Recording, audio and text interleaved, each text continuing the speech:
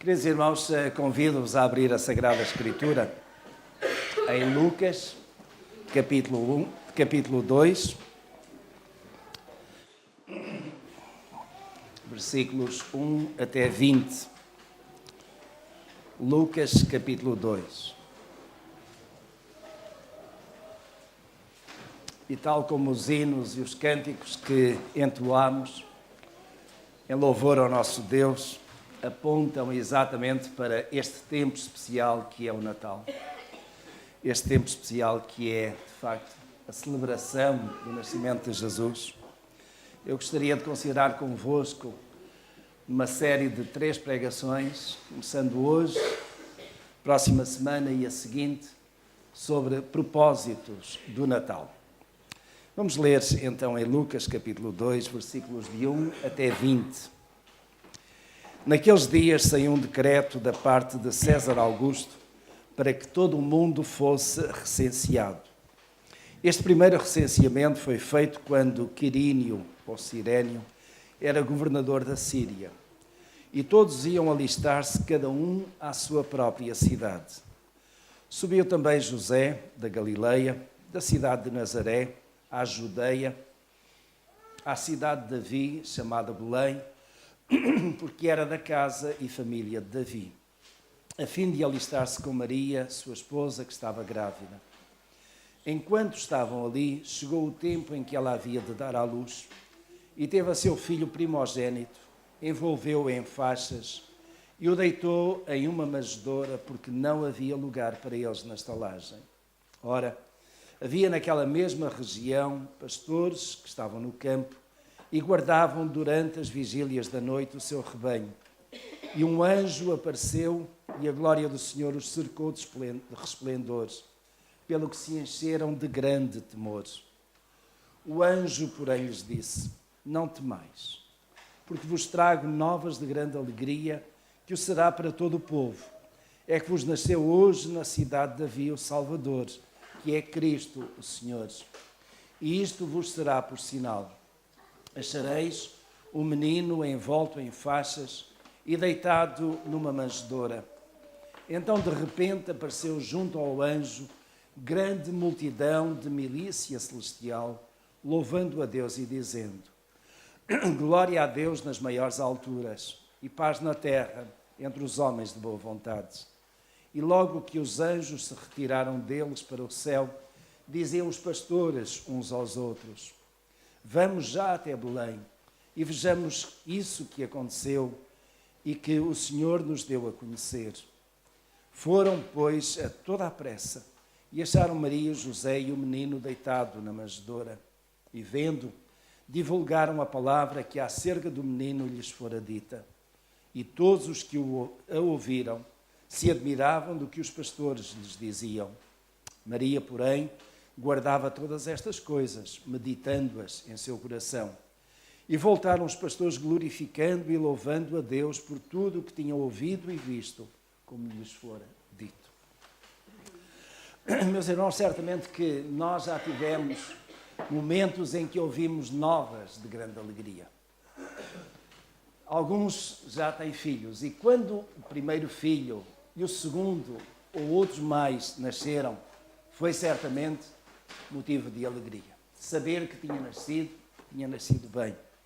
Aqueles que são avós, que estavam na expectativa também de que a filha ou a nora desse à luz, alegraram-se também. Foi um momento de grande alegria.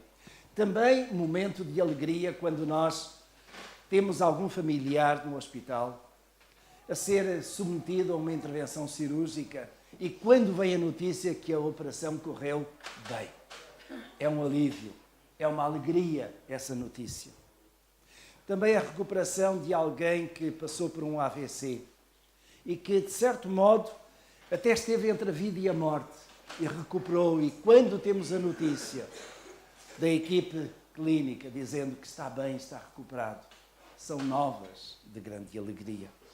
Quando alguém passa por um tratamento oncológico, sabendo que é sempre um risco de vida, mas a notícia vem dizendo que está curado, que já está o assunto resolvido, é nova de grande alegria. quando alguém faz um transplante de um órgão, seja de rim, de fígado ou de qualquer outro, e a notícia vem dizendo que a operação foi um sucesso. São novas de grande alegria. Quando alguém tem que fazer um exame, seja de condução, seja académico, e quando chega ao fim e tem notícia, aprovado, é motivo de grande alegria. Quando um desempregado, e às vezes desempregados de longa duração, finalmente tem um contrato de trabalho nas mãos, ainda que seja temporário, mas é uma notícia de grande alegria nos dias de hoje. Quando alguém recebe um aumento salarial, e isso já é raro nos dias de hoje, mas são novas de grande alegria. Quando alguém tem uma redução de impostos, e isso é ilusão nos dias de hoje, são novas de grande alegria. Na verdade, meus irmãos, há tantas notícias que nos alegram. Mas certamente nenhuma delas nos deve de alegrar mais do que aquela notícia que os pastores ouviram há 2000 anos atrás.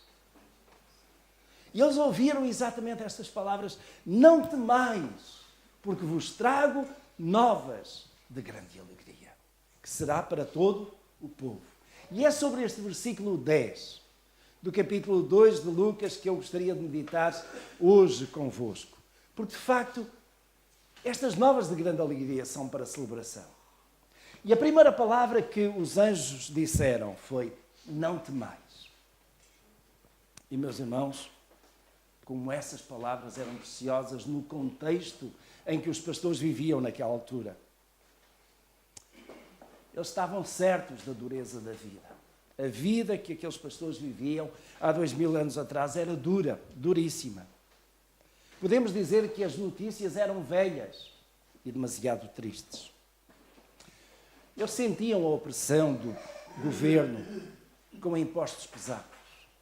E uma das características do Império Romano era, de facto, carregar com impostos, como se diz hoje, com taxas e taxinhas, tudo era cobrado de uma forma pesada. Também a corrupção dos governantes e, sobretudo, os cobradores de impostos. E nós bem lembramos o caso de Zaqueu, um cobrador de impostos, que quando se encontrou com o Mestre, quando se encontrou com Jesus, e quando realmente Jesus entrou na sua vida e lhe tocou profundamente, ele convidou Jesus a entrar em sua casa. E estando na casa de Zaqueu, ele disse: Senhor, se em alguma coisa eu tenho defraudado, restituirei em quadruplicado. Ele tinha consciência de que não cobrava apenas aquilo que o Império de Roma lhe exigia como cobrador de impostos, mas cobrava 1, 2 e até 3 ou 4 vezes mais. E isso era uma fraude. Mas isto estava como que generalizado, porque os cobradores de impostos tinham que entregar aquela quantia ao governo de Roma, mas eles eram corruptos, muitos deles. Também, meus irmãos, não eram novidade, não eram notícias novas, de modo nenhum. A imoralidade dos políticos naquela altura. E Herodes, o tetrarca, adulterava com a sua cunhada. E de tal modo era visível o seu adultério com a sua cunhada, a mulher de Filipe, que João Batista denunciou e tornou-se uma voz incómoda para Herodes. E quando Herodes teve a oportunidade, então apontou o dedo para João Batista e facilitou-lhe a vida a filha de Herodias, com quem ele estava em adultério. Ela dançou, fez a dança do vento. Herodes ficou deslumbrado. E como era o aniversário dela, ele disse: pede-me o que quiseres e dar-te-ei. E o pedido foi: quero a cabeça de João Batista num prato. Herodes ficou pesaroso porque lhe custava e sabia que poderia contar com a hostilidade dos judeus, mas ainda assim tinha prometido.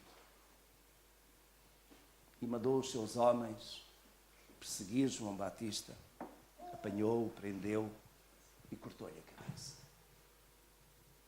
E um dos seus homens traz a cabeça de João Batista num prato para aquela festa. Esta era, de facto, a imoralidade dos políticos, neste exemplo, naquele tempo. Para não falar já da imoralidade dos políticos em Roma, na Roma Imperial. Os meus irmãos, era isto que os pastores viviam, era isto que eles conheciam. E esta era a dureza de vida que eles tinham que enfrentar em cada dia. E estas não eram boas notícias. Era o seu dia a dia.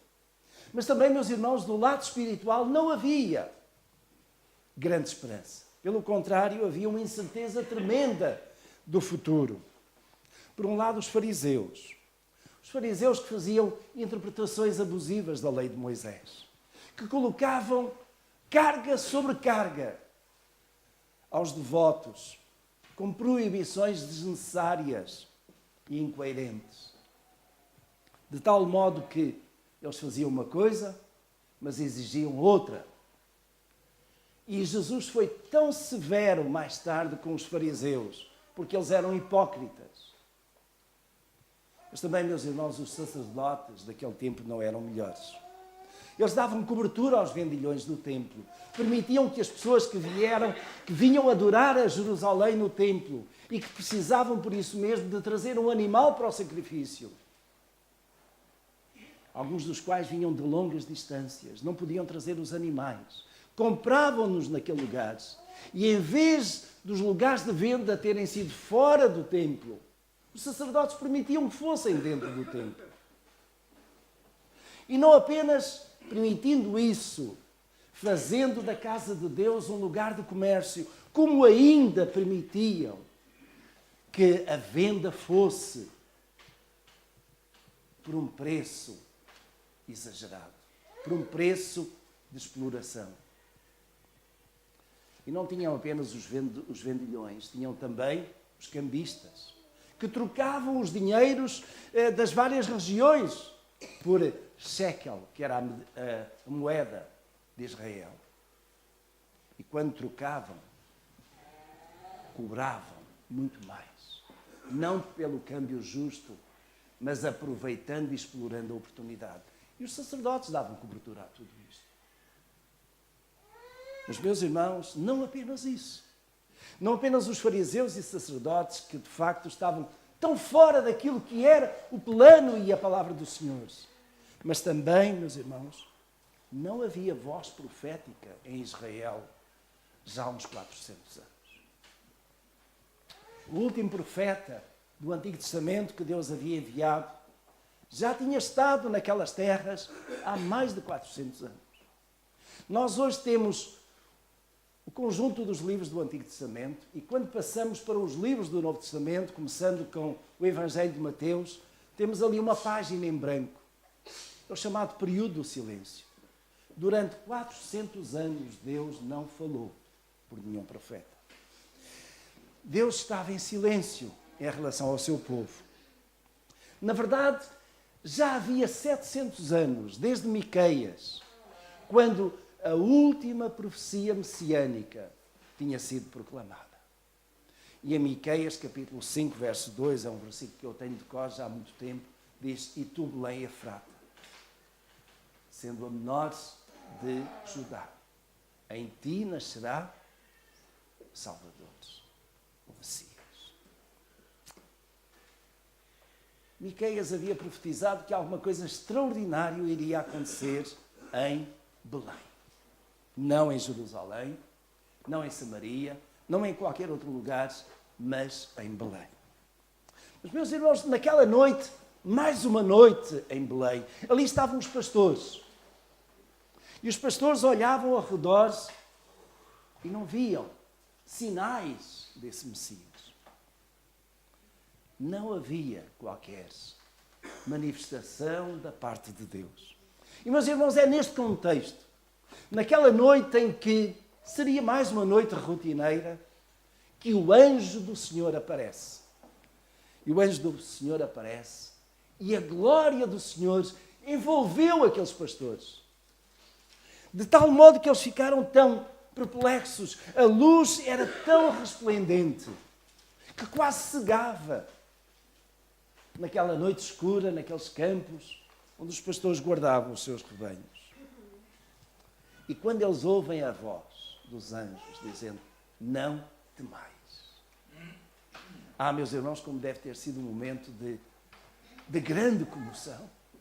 Um momento um misto de alegria e tristeza por causa daquilo que estava a acontecer na vida do dia a dia, mas ao mesmo tempo os anjos que vieram, aquilo parecia um sonho. Não temais. Meus irmãos, o Evangelho de Lucas já nos relata que Maria também havia temido quando o anjo Gabriel lhe apareceu, dando-lhe que notícias? As boas notícias da sua gravidez. Boas notícias para uma mulher que não conhecia o homem, para uma mulher que estava apenas noiva de José. Como é que isso seria possível? E como Maria ficou tão perturbada por causa disso? E as palavras do anjo foram: não temas. Porque aquilo que está a acontecer contigo é obra do Espírito Santo. Mas quem ficou perturbado, quem ficou em grande temor foi José. E o anjo também lhe aparece. E o anjo aparece para dizer: José, não temas. Não precisas de abandonar Maria, porque aquilo que está a acontecer com ela é obra do Espírito Santo. A concepção de Maria é toda especial. É obra do Espírito Santo.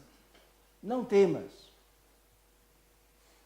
E vejam, meus irmãos, os primeiros intervenientes no nascimento de Jesus, no primeiro Natal, recebem a visita de um anjo com estas palavras: não temas. Não temas, não temais, porque estas são boas notícias. Porque vos trago novas de grande alegria. E, meus irmãos, a esperança messiânica estava a dar à luz. A esperança messiânica, finalmente, acorda, desperta. Eis que vos trago novas de grande alegria. E, na verdade, o nascimento daquele menino em Belém era como que um bálsamo para as feridas da opressão dos invasores romanos, para as feridas cavadas pela dureza da vida, nos campos, na pesca, naquilo que era o dia a dia do povo do Senhor. Mas também este anúncio de boas novas era o catalisador de energias para aqueles que viviam abatidos, tristes por um futuro sombrio e sem esperança. Você está sem esperança. Você vê o futuro sombrio. Você vê a sua vida cheia de incertezas e de dúvidas. Eis aqui vos trago novas de grande alegria. Finalmente, uma boa notícia. No meio de tantas notícias velhas e tristes, finalmente, uma boa notícia. Até mesmo a vida de um pobre pastor de ovelhas encontrava agora o propósito do Natal. Os irmãos já pensaram para que é que serve o Natal? Por que é que nós celebramos o Natal? Não importa aqui tanto a data. Tem-se convencionado ao longo de séculos o dia 25 de dezembro. Mas poderia ser o dia 25 de janeiro, pouco importa. Até pode ser o dia 30 de novembro. Meus irmãos, na verdade a Escritura não diz uma palavra acerca do dia em que Jesus nasceu, mas diz com toda a certeza que Ele nasceu. E é isso que nós temos que celebrar. É que, de facto, a celebração do Natal é uma celebração com grande efusividade de alegria. Nós celebramos, não com tristeza, não com caras ou com rostos fechados, carregados pela opressão, pelas dificuldades da vida, pelas dores, mas celebramos com alegria, novas de grande alegria. E, meus irmãos, celebramos também com eterna gratidão, porque Deus não se esqueceu do seu povo. Deus não se esqueceu de nós. mesmo à distância de 2000 anos, não sendo nós judeus, não tendo nada a ver com o povo eleito, o Senhor lembrou-se de nós. E com grande gratidão, porque o Senhor se lembrou de nós, celebramos o Natal. E celebramos também com louvor celestial. Louvor que nós tivemos há pouco, louvor que em cada culto, em cada domingo nós apresentamos ao Senhor. É um louvor que tem que chegar aos céus. Os irmãos sabem, às vezes há orações que não passam do teto da casa. Às vezes há louvores, cânticos que não passam lá para fora. Porquê? Não porque nós não sabemos cantar, não porque nós oramos baixinho, mas porque nós não oramos em comunhão com o Espírito Santo. Porque nós não louvamos para Deus, louvamos para ouvir as nossas vozes, louvamos para nos agradar uns aos outros, mas o nosso louvor tem que ser para Deus, porque louvor somente a Deus. E a celebração do Natal é isso mesmo. É um tempo de celebração, um tempo de alegria. Mas, meus irmãos, será que eram estas boas notícias apenas para os pastores? É que naquele dia, os anónimos e insignificantes pastores, permitam-me que os considere assim, saíram do anonimato. Até aí ninguém os conhecia, ninguém se lembrava deles. Aliás, os pastores, por cuidarem dos animais, eram considerados classe mais baixa. Mas naquela altura, estes pastores iriam ter um aparecimento fulgurante. Eles tornaram-se, mais do que qualquer outra coisa, privilegiados, porque foram os receptores da boa nova. Os meus irmãos, aquelas boas novas, segundo a proclamação dos anjos, não temais, porque aqui vos trago novas de grande alegria que serão para todo o povo, para todos os povos. Aquelas notícias, boas notícias, eram boas demais para ficarem no secretismo, para ficarem naqueles campos lá onde os pastores cuidavam dos seus rebanhos. Meus irmãos, ali não havia lugares para guardar uma notícia, uma informação de tal modo que era digna, nos dias de hoje, de abrir um telejornal. Os irmãos já notaram quando alguma coisa de importante acontece no nosso país, seja de bom, seja de mau, que os vários canais abrem todos com essa notícia e ficam ali durante minutos, às vezes horas até. Meus irmãos, uma notícia destas iria abrir o primeiro canal, o segundo canal, os canais de televisão que houvessem em Israel. São boas novas que precisam de ser proclamadas para todos, não podem ficar guardadas. E, meus irmãos, eles assim entenderam. Eles, de facto, foram até à cidade de Belém, uma pequena vila, nem sequer cidade era. Saíram dos campos, caminharam, e caminharam de uma forma apressada, como que marchando. Porquê? Tinham ouvido aquelas palavras dos anjos e queriam chegar lá. Queriam chegar lá para ver o menino, para ver o Messias. E, meus irmãos, é interessante aquilo que a Escritura diz, que dali daquele lugar, depois de terem estado naquele lugar junto a Maria, a José, ao menino, e de terem confirmado pelos seus olhos aquilo que os anjos, ou que o anjo havia dito, eles naturalmente tinham uma alegria mais redobrada. E iriam sair daquele lugar anunciando aos quatro ventos esta notícia. Era a notícia mais importante de todos os tempos. Tenham sido eles tempos passados ou futuros. Ainda hoje é a notícia mais importante. Não apenas porque está no calendário, ainda que às vezes algumas pessoas não liguem isso. Mas, meus irmãos, aquela foi notícia para todo sempre. E, meus irmãos, porque os pastores não se calaram nem guardaram aquela notícia para si. Aliás, não havia como segurá-la. Essa notícia chegou através dos territórios, através dos séculos, até nós. E é por isso que nós hoje celebramos Natal. Mas com esta palavra, não temais. Este não temais é para vós, é para mim. O que é que neste momento na sua vida lhe causa temores? Lhe causa apreensão? Lhe causa preocupação? Não temais. As boas novas estão aí. Meus irmãos, Natal, o Natal que nós celebramos, sem estarmos aqui preocupados com a data de 25 de dezembro. O Natal que nós celebramos é o nascimento do Messias prometido. O Natal que nós celebramos é a encarnação do Filho de Deus, que veio até nós. Do Filho unigênito do Pai. O Natal que nós celebramos é o nascimento de uma nova relação entre cada um de nós e Deus. Vejam, nós agora podemos relacionar-nos com Deus. Os irmãos imaginaram que isso seria possível? Que o Deus grandioso, que o Deus criador e sustentador de todas as coisas, tinha paciência e tempo para nos ouvir? Queria alguma vez que a nossa voz, que a nossa conversa chegasse até Ele? Mas esse Deus, que é criador e sustentador do universo, que é um Deus grande, que é um Deus infinito, um Deus eterno, um Deus que é santo, um Deus que é perfeito, relaciona-se com nós, que somos imperfeitos.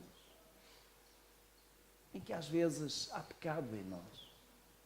Em que às vezes há como que uma barreira e sentimos essa barreira entre nós e Deus. Mas esse Deus vem até nós. Em espírito, Ele fala conosco. Ele ouve a nossa voz. E por isso, meus irmãos, eu direi, muitos dizem, o Natal é quando o homem quiser. É quando o homem quiser ir às compras. É quando o homem quiser ir ao shopping. O Natal é quando o homem quiser ter presentes. Mas, meus irmãos, eu direi, o Natal é quando o homem quiser ouvir e receber as boas novas. E celebrar o maior presente de Deus ao mundo. Hoje é Natal para si? É Natal para si? Para alguns, certamente, já foi Natal há algum tempo, mas hoje as boas novas continuam aí. O Salvador continua aí. E, meus irmãos, nós celebramos o Natal. Porquê? Porque temos boas novas para comunicar aos outros. Mas essas boas novas são para nós. Boas novas que são para todos. Precisamos de aceitar essas boas novas. Precisamos que elas façam parte da nossa vida. Precisamos de assumir que, de facto, Jesus já nasceu, já encarnou fisicamente, mas ainda hoje Jesus quer nascer na nossa vida. Se ainda não nasceu. Mas se Jesus já está na nossa vida, se já nasceu há algum tempo, então, meus irmãos, temos boas novas para anunciar. Temos celebração para fazer.